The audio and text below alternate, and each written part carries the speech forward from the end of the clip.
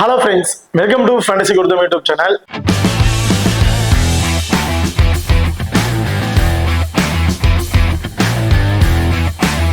நீங்க நம்ம சேனலை சப்ஸ்கிரைப் பண்ணி மறக்காம சப்ஸ்கிரைப் பண்ணிக்கங்க. அப்படியே பக்கத்துல பெல் ஐகான் கிளிக் பண்ணி ஆல்னு கொடுங்க. நாங்க போடக்கூடிய வீடியோக்கள் எல்லாமே உடனுக்குடன் பாருங்க. இன்னைக்கு நம்ம இந்த வீடியோல இந்தியா அண்ட் இங்கிலாந்து இவங்க ரெண்டு பேருக்கும் இடையில நடக்க இருக்கிற first ODI match. So already T20 match வந்து முடிஞ்சிருச்சு. அதுல இந்தியா வந்து வின் பண்ணிட்டாங்க. இது வந்து ODI match, first ODI match. இந்த ஃபர்ஸ்ட் ஓடிஐ மேட்சோட ஒரு சின்ன ப்ரிவியூ வீடியோ தான் பார்க்க போறோம். வீடியோவை கடைசி வரைக்கும் ஸ்கிப் பண்ணாம பாருங்க. மேட்சை பொறுத்த வரைக்கும் 6ஆம் தேதி பிப்ரவரி நடக்கிறதுக்கு டைமிங் மதியம் 1:30 மணிக்கு வந்து இந்த மேட்ச் வந்து நடக்க இருக்கு. ஸோ வினோவை பொறுத்த வரைக்கும் விதர்பா கிரிக்கெட் மைதானம் நாக்பூர்ல தான் இந்த மேட்ச் வந்து நடக்க இருக்கு. இப்போ இந்த வினோவை பொறுத்த வரைக்கும் இது நார்மலாவே ஸ்பின்னருக்கு நல்லாவே சப்போர்ட்டிங்கா இருக்கும் அப்படிங்கிற மாதிரி சொல்லியிருக்கிறாங்க. அதுல செகண்டா பேட் பண்ற டீம் கொஞ்சம் சேசிங் பண்ற டீம் கொஞ்சம் ஈஸியா வின் பண்றதுக்கான வாய்ப்புகள் இருக்கும் அப்படிங்கிற மாதிரி சொல்லியிருக்காங்க. இது வந்து ஒரு ஒயிட் பால் கிரிக்கெட் தான்.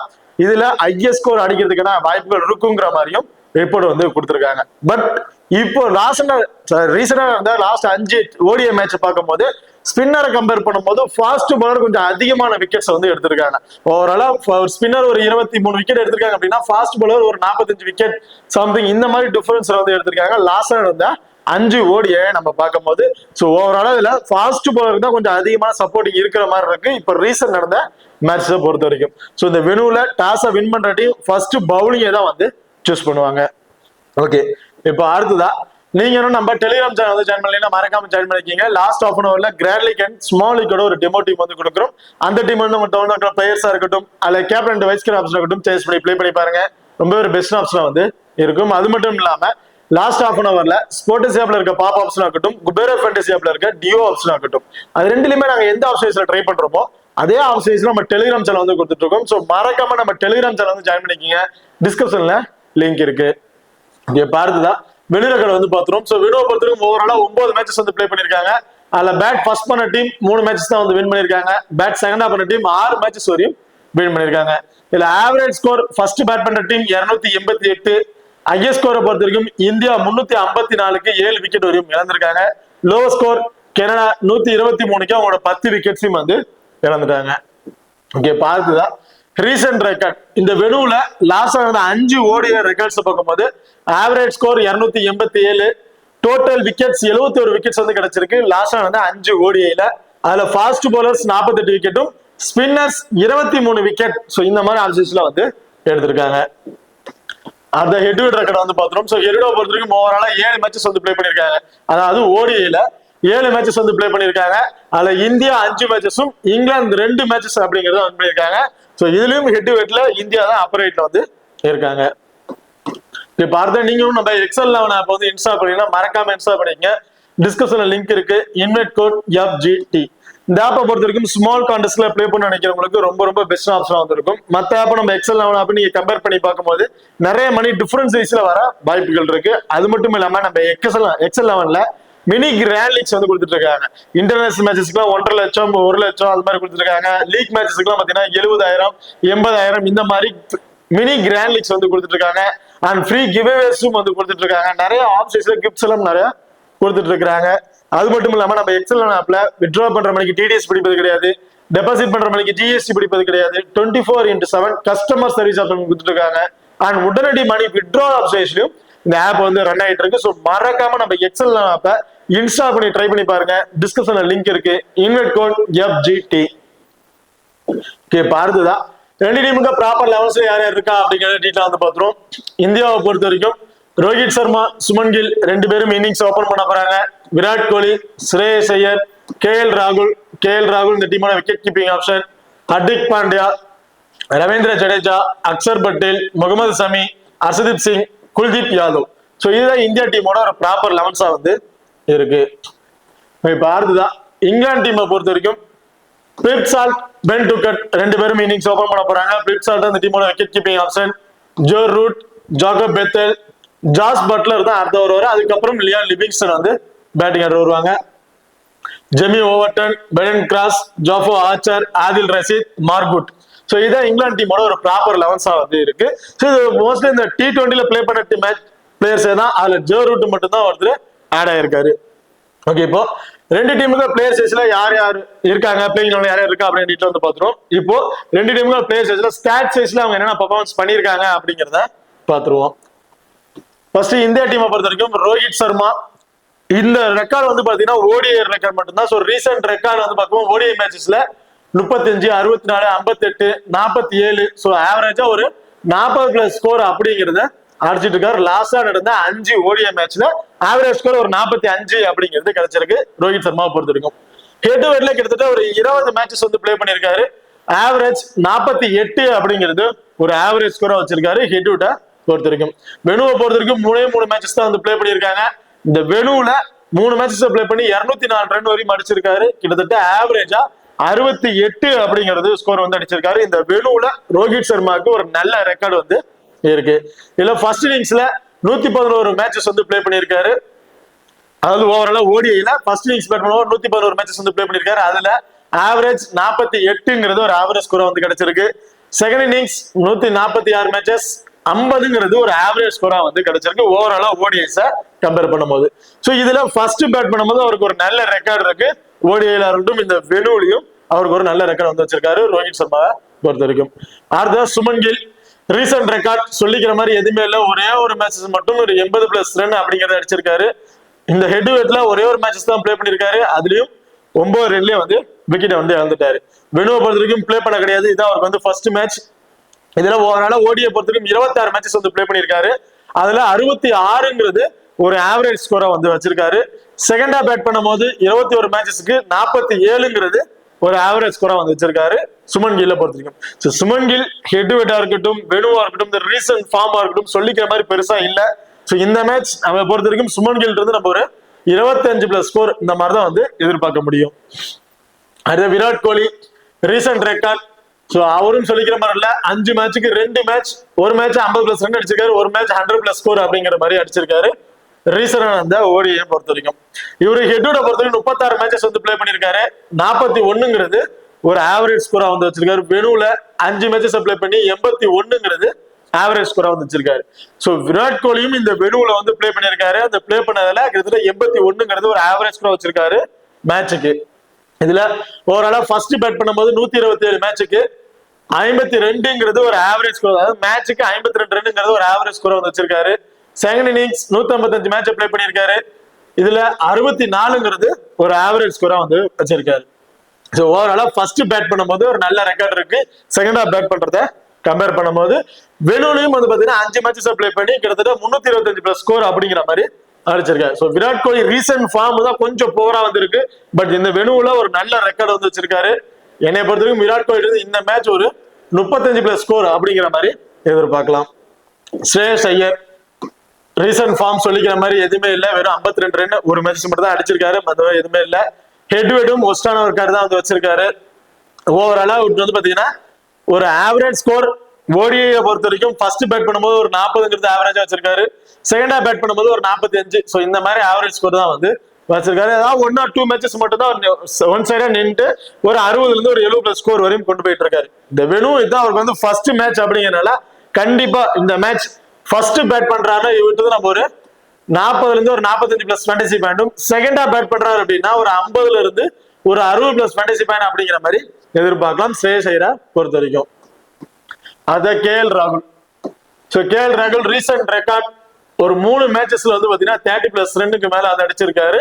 ஸோ ஒரு விக்கெட் கீப்பிங் பண்ணக்கூடிய ஒரு பிளேயர். இந்த இடத்துல ரிஷப் பண்ட் அல்லது KL ராகுல் 2 பேர் தான் வருவாங்க. மோஸ்ட்லி KL ராகுல் வர மாதிரி இருக்கும் அப்படிங்கிற மாதிரி சொல்லியிருக்காங்க. ஸோ KL ராகுல் விக்கெட் கீப்பிங் பண்றாரு அப்படின்னா அந்த விக்கெட் கீப்பர் பண்றவங்களுக்கு ரொம்ப ரொம்ப இம்பார்ட்டன்ட் வந்து கொடுத்துக்கணும். காரணம் என்ன பார்த்தீங்கன்னா அந்த ரன் அவுட் ஸ்டம்பீட் அந்த கேச்சஸ் மூலியமாவே கிட்டத்தட்ட இவங்களுக்கு வந்து ஒரு 25ல இருந்து ஒரு 30+ ஃபேண்டசி பாயிண்ட் அப்படிங்கிறது கிடைச்சிடும். ஒரு 30+ ஃபேண்டசி பாயிண்ட் அந்த ரன் அவுட் ஸ்டம்பீட் அந்த கேச்சஸ் மூலமா கிடைச்சிது அப்படின்னா பேட்டிங்ல வந்து அவங்க ஒரு 25+ ஸ்கோர் அடிச்சாவே போதும். ஓவராலா அவங்களுக்கு வந்து ஒரு 40+ ஃபேண்டசி பாயிண்ட் அப்படிங்கிறது கிடைச்சிடும். அப்படி இருக்கும்போது ஓவராலா விட்டு நம்ம ஒரு 70+ ஃபேண்டசி பாயிண்ட் வந்து ஒரு 80+ ஃபேண்டசி பாயிண்ட் ஆவரேஜா வந்து எதிர்பார்க்கலாம். ஸோ அப்படி இருக்க பதில KL ராகுல் அந்த விக்கெட் கீப்பிங் பண்றவங்க கண்டிப்பா ஒரு இம்பார்ட்டன்ட் பிளேயரா வந்து இருப்பாங்க. ஹர்திக் பாண்டியா. ஸோ ஹர்திக் பாண்டியா பொறுத்தவரைக்கும் ரீசெண்ட் ரெக்கார்ட் ஓடிஐல சொல்லிக்கிற மாதிரி எதுவுமே இல்லை. பட் மேட்சுக்கு ஒரு விக்கெட் அதிகபட்சம் 2 விக்கெட் அப்படிங்கிற மாதிரி எடுத்திருக்காரு. ஹெட் டு ஹெட்ல ஓவராலா 25 மேட்சஸ் வந்து பிளே பண்ணியிருக்காரு. அதுல 42ங்கிறது ஒரு ஆவரேஜ் ஸ்கோரா வந்து வச்சிருக்காரு. 39 விக்கெட்ஸ் வந்து எடுத்திருக்காரு 25 மேட்சஸ்ல. வெனுவை பொறுத்த வரைக்கும் 4 மேட்சஸ் வந்து பிளே பண்ணி 33ங்கிறது ஒரு ரன் வந்து அடிச்சிருக்காரு. ஆவரேஜ் பாத்தீங்கன்னா அந்த வெனுல ஒரு 8, அதாவது 10ங்கிறத ஒரு ஆவரேஜ் ஸ்கோரா வந்து நம்ம எதிர்பார்க்கலாம். 4 மேட்சஸ்க்கு 6 விக்கெட் வந்து எடுத்திருக்காரு. ஸோ மேட்சுக்கு 1 விக்கெட் எடுத்துறாரு. ஆக்சுவலா 2 விக்கெட் வரையும் கிடைச்சிருது ஹர்திக் பாண்டியாவை பொறுத்த வரைக்கும். ஸோ இந்த மேட்ச் பவுலிங் பண்றதுல 1 விக்கெட் எடுக்கிறாரு அப்படின்னா ஒரு 25 பிளஸ் ஃபேண்டசி பாயிண்ட். பேட்டிங்ல வந்து ஒரு 15ல இருந்து ஒரு 20 பிளஸ் ஸ்கோர் அடிச்சிட்டாவே போதும். கிட்டத்தட்ட ஒரு 30 பிளஸ் ஃபேண்டசி பாயிண்ட் போது ஓவரால் டீமுக்கு பயணம் சேர்த்து ஒரு 60ல இருந்து ஒரு 65 பிளஸ் ஃபேண்டசி பாயிண்ட் அப்படிங்கிறது ஹர்திக் பாண்டியா நம்ம தாராளமா வந்து எதிர்பார்க்கலாம். ஜபர்தர் ரவீந்திர ஜடேஜா ரீசன்ட் ரெக்கார்ட் மேட்சுக்கு 2 விக்கெட் அப்படிங்கிறது எடுத்துட்டு இருக்காரு. லாஸ்டா அந்த 5 மேட்சஸ்ல 2 விக்கெட்ங்கிறது ஆவரேஜா வந்து எடுத்துருக்காரு. அதிகபட்சம் 3 விக்கெட் வரையும் கிடைச்சிட்டு இருக்கு. ஹெட்வெட்ல 11 மேட்சஸ் பிளே பண்ணி 39ங்கிறது ஒரு ஆவரேஜா வந்து வச்சிருக்காரு. ஓவராலா 12 விக்கெட்ஸ் அப்படிங்கிறது எடுத்திருக்காரு. ஸோ ஹெட்வெட்டை பொறுத்த வரைக்கும் மேட்சுக்கு 1 விக்கெட் அந்த மாதிரி ஆப்ஷன்ஸ்ல எடுத்துட்டு இருக்காரு. வெனுல ஒரே ஒரு மேட்சஸ் தான் வந்து பிளே பண்ணியிருக்காரு. அந்த ஒரு மேட்சஸுக்கும் 1 விக்கெட் அப்படிங்கிறதா வந்து கிடைச்சிருக்கு. ஓவராலா ஃபர்ஸ்ட் இவர் பவுல் பண்ணும்போது 47 மேட்சஸ்க்கு 52 விக்கெட்ஸ் வரையும் கிடைச்சிருக்கு. செகண்டா பவுல் பண்ணும்போது 33 மேட்சஸ்க்கு 32 விக்கெட். ஸோ இந்த மாதிரி ஆப்ஷன்ஸ்ல இவருக்கு வந்து கிடைச்சிருக்கு. ரவீந்திர ஜடேஜாவை பொறுத்திருக்கும் இந்த மேட்ச் செகண்டா பவுல் பண்றாரு அப்படின்னா மஸ்ட் ட்ரை ஆப்ஷன் வந்திருப்பாரு. இந்த மேட்ச் ஆவரேஜா விட்டு நம்ம ஒரு 2 விக்கெட் அப்படிங்கறத எதிர்பார்க்கலாம். ஓரளவு ஒரு 50 பிளஸ் ஃபேண்டசி பாயிண்ட் அப்படிங்கிறது கிடைக்கிறதுக்கான வாய்ப்புகள் இருக்கு. அது மட்டும் இல்லாம ஃபர்ஸ்ட் பேட் பண்ணும்போது அந்த பேட்டிங் ஆர்டர் வந்தார் அப்படின்னா ஆவரேஜா ஒரு 15 பிளஸ் ஸ்கோர் இந்த மாதிரி வந்து எதிர்பார்க்கலாம். ஸோ ஒரு டக்குனு கொஞ்சம் ஏர்லியா விக்கெட் ஆகிறதுக்கு வாய்ப்பு இருக்கு. ரீசன்ட் ஃபார்ம் பேட்டிங் ஆர்டர்ல சொல்லிக்கிற மாதிரி எதுவுமே இல்ல.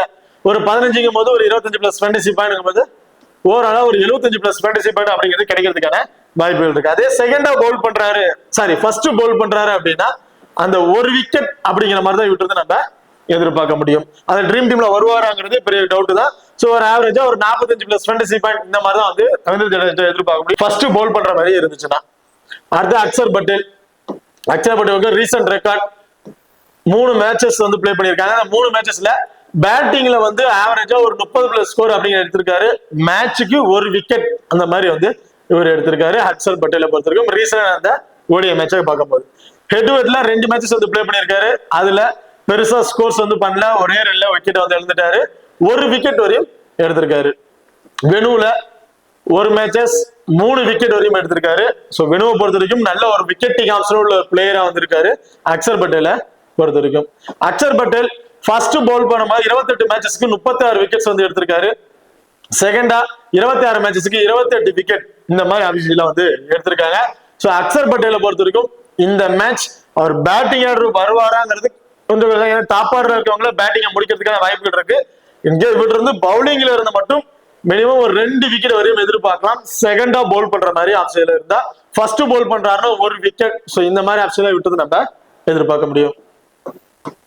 அதுதான் முகமது சமி ரீசன்ட் ரெக்கார்ட் ஓடிஐல ஒரு பிளே பண்ண மேட்சஸ்ல 1 விக்கெட் 7 விக்கெட் 3 விக்கெட் 5 விக்கெட் சூப்பரான விக்கெட்ஸ் வந்து எடுத்திருக்காரு. ரீசெண்டா அவர் ஓடிஐல பிளே பண்ண மேட்சஸ்ல ஹெட்வெட்டை பொறுத்த வரைக்கும் 15 மேட்சஸ் பிளே பண்ணி 25 விக்கெட் அப்படிங்கிற மாதிரி எடுத்திருக்காரு.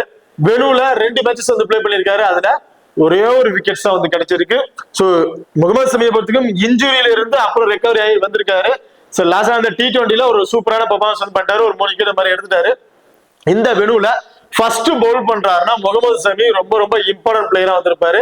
ஆவரேஜா 2ங்கிறது ஒரு 3 விக்கெட்டா கூட எதிர்பார்க்கலாம். ஸோ ஒரு ஆவரேஜா இருக்கு, அதுக்கு மேலேயும் கிடைக்கிறதுக்கான வாய்ப்புகள் இருக்கு. ஸோ ஒரு ஆவரேஜா 2ல இருந்து ஒரு 3 விக்கெட்ஸ் அப்படிங்கிறது முகமது சமிட்டு நம்ம தாராளமா வந்து எதிர்பார்க்கலாம். இவரு முகமது சமி ஃபர்ஸ்ட் பட் 58 மேட்சஸ்க்கு 117 விக்கெட்ஸ் வரையும் எடுத்திருக்காரு. செகண்டா பவுல் பண்ணும்போது 42 மேட்சஸ்க்கு 78 விக்கெட். ஸோ இந்த மாதிரி ஆப்ஷன் எடுத்திருக்காரு. So Mohammed Shami first bowl பண்றாருன்னா மஸ்ட் ட்ரை ஆப்ஷன் வந்திருப்பாரு. கிராண்ட் லீக்கு கேப்டன்ஷிப்புக்கு ஒரு ஒருத்தமான பிளேயரா வந்து இருப்பாரு. அடுத்து Arshdeep Singh recent record 2 wicket 4 wicket 5 wicket ஒரு கிட்டத்தட்ட மேட்சுக்கு 1 விக்கெட் அப்படிங்கிறது கம்பல்சரி எடுத்தாரு. அதிகபட்சம் ஒரு 3-4 விக்கெட் அப்படிங்கிற மாதிரி எடுத்துட்டு இருக்காரு. வெனுவா இருக்கட்டும் ஹெட்வெட்டா இருக்கட்டும் இதுதான் அவருக்கு வந்து ஃபர்ஸ்ட் மேட்ச். ஓவராலா 4 மேட்சஸ் வந்து பிளே பண்ணியிருக்காரு. ஃபர்ஸ்ட் பேட் பண்ணும்போது அதுல 7 விக்கெட்ஸ் கிடைச்சிருக்கு.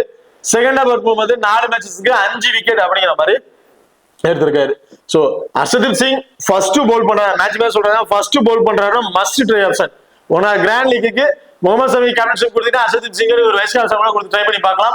ஒரு 3ல இருந்து ஒரு 4 விக்கெட் வரையும் எடுக்கிறதுக்கு வாய்ப்பு இருக்கு ஃபர்ஸ்ட் பவுல் பண்ற மாதிரி இருந்துச்சுன்னா. அதே செகண்டா பவுல் பண்றாருன்னா 2 விக்கெட். சோ இந்த மாதிரி ஆப்ஷன்ல விட்டது நம்ம எதிர்பார்க்க முடியும். குல்தீப் யாதவ். ஸோ குல்தீப் யாதவோட ரீசெண்ட் ரெக்கார்ட் மேட்சுக்கு ஒரு விக்கெட் அந்த மாதிரி தான் வந்து எடுத்துட்டு இருக்காரு. அதிகபட்ச விக்கெட்ஸ் பெருசா வந்து கிடைக்கிறது இல்லை ஓடிஐ பொறுத்த வரைக்கும். ஹெட் டு ஹெட்ல ஓவராலா 7 மேட்சஸ் வந்து பிளே பண்ணி 12 விக்கெட் இந்த மாதிரி அபிஷேகம் வந்து எடுத்திருக்காரு. வெனுல 2 மேட்சஸ் பிளே பண்ணி 3 விக்கெட் அந்த மாதிரி எடுத்திருக்காரு. ஒரு மேட்சுக்கு ஒரு விக்கெட் இந்த மாதிரி தான் வந்து இவர் பதிவு பண்ணிட்டு இருக்காரு. இவரு ஃபர்ஸ்ட் பவுல் பண்ணும்போது 55 மேட்சஸ்க்கு 88 விக்கெட்டும், செகண்டா பவுல் பண்ணும்போது 48 மேட்சஸ்க்கு 84 விக்கெட்ஸ் அப்படிங்கிற மாதிரி எடுத்திருக்காரு.